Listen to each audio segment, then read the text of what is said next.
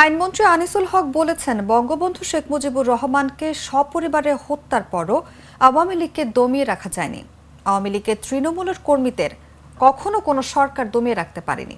সোমবার দুপুরে ব্রাহ্মণবাড়িয়ার কসবা উপজেলা মিলনায়তনে আওয়ামী লীগের ৭৫তম প্রতিষ্ঠা বার্ষিকীর আলোচনা সভায় ভার্চুয়ালি যুক্ত হয়ে তিনি এসব কথা বলেন। আইনমন্ত্রী বলেন, বঙ্গবন্ধুর আদর্শ হচ্ছে জনগণের সেবা করা।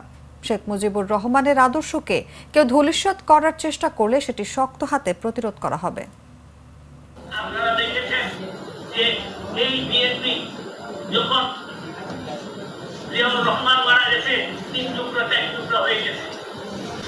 আপনারা দেখেছেন অত্যাচার, নিপীড়ন,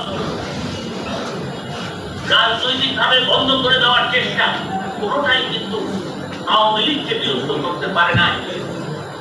আওয়ামী লীগের তৃণমূলের কর্মীদেরকে কখনোই কিন্তু কোন সরকারই জমায় রাখতে পারে না।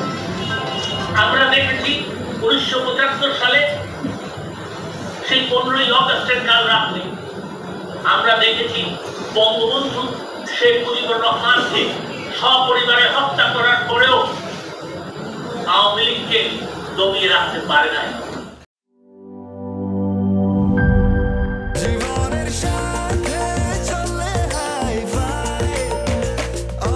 স্বাস্থ্যকর অল টাইম, সব সময় অল টাইম হেলদি লাইফ।